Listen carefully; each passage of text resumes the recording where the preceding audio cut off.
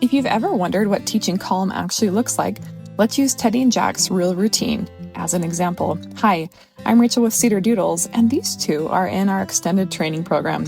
This is a routine we use every day before they go into their crates to rest or take a nap. The goal is not to wear them out until they crash. The goal is to teach their nervous system a predictable pattern, and this is exactly how we do it. The first thing that we're going to do is we're going to start with movement. I'm going to show them some of their favorite toys. I've found that some of the best toys for puppies at this age are soft, squishy, and some that crinkle. They're interested in the different sounds. Those different sounds are also stimulating to them. So what we want to do is we want to give them a variety of sounds and experiences. Maybe it's throwing this little ball and letting them bring it back to me. I always reward and mark every time they bring something back to me. Teddy is excellent at this already. You can watch him go ahead, go get his favorite little, it's just a little Halloween monster. Bring it back. I say yes, I throw it again, and then I let him go get it. Most importantly, what you're seeing is he's showing me that he's willing to do a job for me, and that is so important. Especially when you're training a dog, you want to see how willing the dog is to interact and engage with you. Jack likes to engage just a little differently. He's the one that just comes over and crawls right up into my lap, and you can see Teddy sitting right there, just waiting to show me that he brought back the toy already.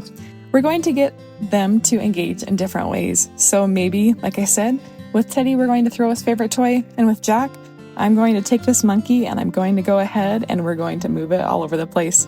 They love to play this game, and it's one of the ways that we use to teach them how to have fun during playtime, get all that energy out. I'm building my relationship with these puppies. We're not doing anything too crazy. We're not running around in circles. I'm just getting them to engage with me, interact with me, and do something fun at the same time. We want to make sure that we're doing this before we start teaching them to wind down. The most important part of play is not the come get the ball, bring it back to me, I'm going to move the monkey back and forth, can you catch it? The most important part of play is, can I teach you how to lower the energy when you're done? Can I teach you the off switch? And that's exactly what we're doing right now. You can kind of see from this video that these puppies are already starting to wind down. Whenever a dog lays down and starts chewing, that's a good sign that they're probably done playing whatever game it is that you had in mind for them. With that being said, what I'm going to do is I'm going to come over. You can see he knows what we're doing.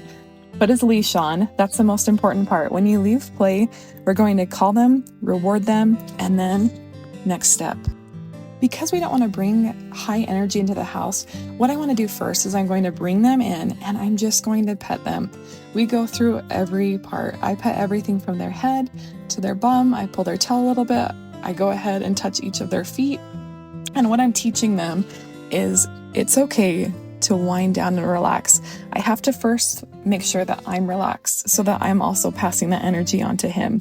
And can you see that he is just snuggling and taking in every little moment and second? He loves this and he knows this is what we do in our routine. Another thing that I like to do to kind of mentally get them into the right spot is we're going to do some of their basic obedience. Yes, this is a perfect time to work on sit. I'm going to go ahead and, like you can see, he doesn't even have to be told. He just knows sit for attention. If he gets over here and he starts to get into my space, I'm going to put my hands behind my back and I'm going to slightly lean forward. When he sits, I'm going to go ahead and mark it with yes. What I'm doing is I'm making him think. Thinking is helping him get into the right spot instead of coming into my house and wandering all over the place. I'm leaving the leash on just for a teaching tool. If you have a dog that's staying with you and engaged, you won't have to use the leash, but sometimes I like it if they start to wander off or get distracted, then I can go ahead, use the leash, redirect, and we can keep going. You can see that he's sitting for attention. This is something that we've worked on. I want dogs that engage by sitting. That's their way of asking for things. And you can see right here that that is exactly what he's doing. He sits, I ask him to follow me, and then hand goes above his head in a fist. And he's going to go ahead. You can see he's trying to see if he can go get in that crate because he thinks that's what we're doing. But once he sits, I mark it with yes. I go ahead and give him a little bit of his kibble, and then we do a couple more reps. What I'm looking for is eye contact. I'm looking to watch him think, and I'm trying to see if he's understanding what we're doing. Go ahead, fist above his head, sit, then I mark it with yes. After this, when he's calm, I'm going to end with saying kennel, and you can see he just goes and gets right in.